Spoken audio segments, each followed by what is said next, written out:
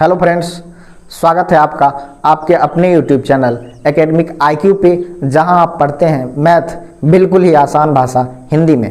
पिछले वीडियो में आप लोगों ने प्रश्नावली 3.6 का क्वेश्चन नंबर 1 का 8 तक पढ़ चुके हैं। आज क्वेश्चन नंबर 2 का 1 पढ़ेंगे। चलिए शुरू करते हैं।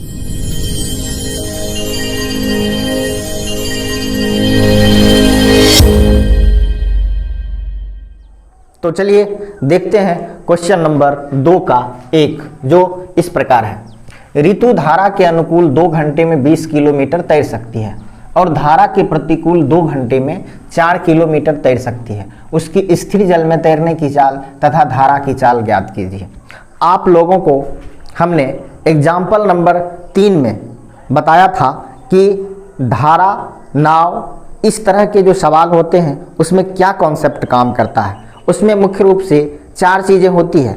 एक शांत जल में नाव की चाल, एक होता है धारा की चाल, एक होता है धारा के दिशा में चाल और एक होता है धारा के विपरीत दिशा में चाल। इस 4 चीज़ के बेस पे ही सवाल को हल किया जाता है। चलिए इस सवाल को देखते हैं। इसमें कहता है कि ऋतु धारा के अनुकूल 2 घंटे में 20 किलोमीटर तैर सकती है, ठीक है, और धारा के प्रतिकूल 2 घंटे में 4 किलोमीटर तैर सकती है। धारा के अनुकूल भी जाना है, धारा के प्रतिकूल भी जाना है। इसमें लिखा स्थिर जल में तैरने की चाल तथा धारा की चाल ज्ञात कीजिए। माना कि स्थिर जल में चाल बराबर x किलोमीटर प्रति घंटा है। धारा की चाल बराबर y किलोमीटर प्रति घंटा है, ठीक है। तो अब धारा के दिशा में क्या चाल होगा? धारा के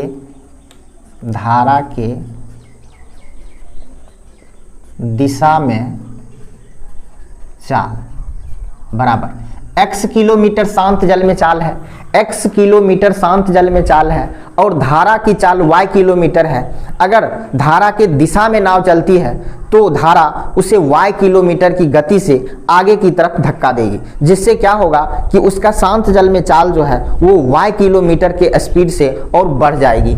तो धारा के दिशा में चाल जो है x तो शांत जल में है, y धारा की चाल है जो कि इसको बढ़ा करके x प्लस y कर देती है। इतना हो गया धारा के दिशा में चाल। अब धारा के विपरीत दिशा में, धारा के विपरीत दिशा में चाल हो जाएगा। x तो शांत जल में चाल है और y किलोमीटर की गति से धारा जो है वह पीछे की तरफ नाव को धक्का देगा, जिससे क्या होगा कि उसकी गति जो है y किलोमीटर प्रति घंटा की रफ्तार से कम हो जाएगी। तो इसकी गति शांत जल में तो x है, y किलोमीटर से ये इसको विपरीत दिशा में धक्का देगी, तो इसकी चाल घट के x माइनस y किलोमीटर प्रति घंटा हो जाएगी, ठीक है। ये 4 चीज हमें निकल गया, ठीक है। इस 4 चीज के बेस पे अब हम सवाल के प्रथम हिस्से को देखते हैं कि इसमें क्या कहता है। सवाल के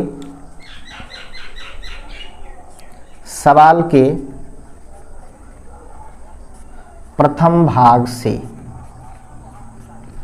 भाग में कहता है कि धारा के अनुकूल 2 घंटे में 20 किलोमीटर तैर सकती है और धारा के प्रतिकूल 2 घंटे में 4 किलोमीटर तैर सकती है। तो हमें समय दिया हुआ है 2 घंटा, दूरी दिया हुआ है 20 किलोमीटर, ठीक है।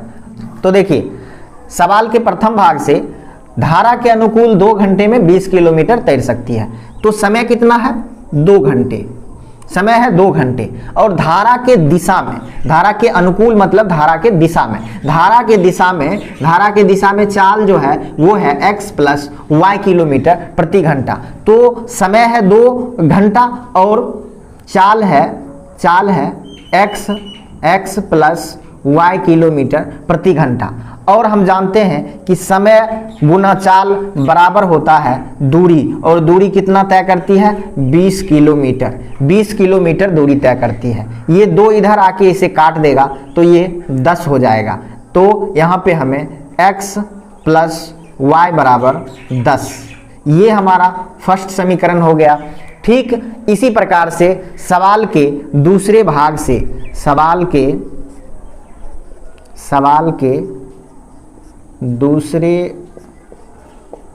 दूसरे भाग से हम देखते हैं कि धारा के प्रतिकूल 2 घंटे में 4 किलोमीटर तैर सकती है। धारा के प्रतिकूल 2 घंटे में 4 किलोमीटर तैरती है, तो समय हो गया 2 घंटा, समय 2 घंटा है, और चाल हो गया धारा के विपरीत x minus Y kilometre, x minus Y kilometre बराबर इसे जो दूरी तय करती है वो दूरी है, यह जो दूरी तय करती है वह दूरी है 4 किलोमीटर। 4 किलोमीटर दूरी है।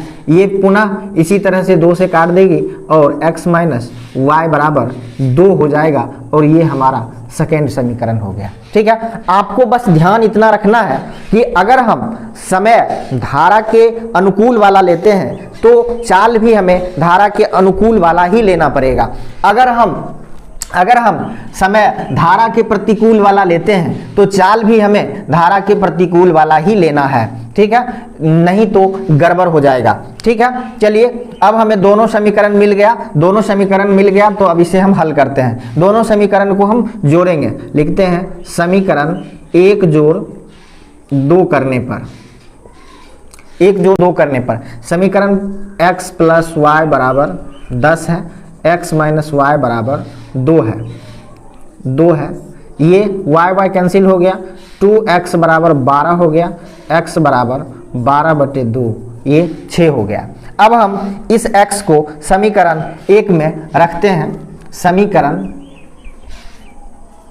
1 में x का मान रखने पर, तो समीकरण 1 है x प्लस वाई बराबर 10, x का वैल्यू आया है 6, तो y का वैल्यू हो जाएगा, y का वैल्यू 4। यहाँ x बराबर आया है 6 और y बराबर आया है 4। ठीक है, तो इसका मतलब हो गया कि स्थिर जल में चाल जो है वो 6 किलोमीटर प्रति घंटा है और धारा की चाल जो है वो 4 किलोमीटर प्रति घंटा है। ठीक है, स्थिर जल में चाल जो है वह 6 किलोमीटर प्रति घंटा और धारा की चाल जो है वो 4 किलोमीटर प्रति घंटा।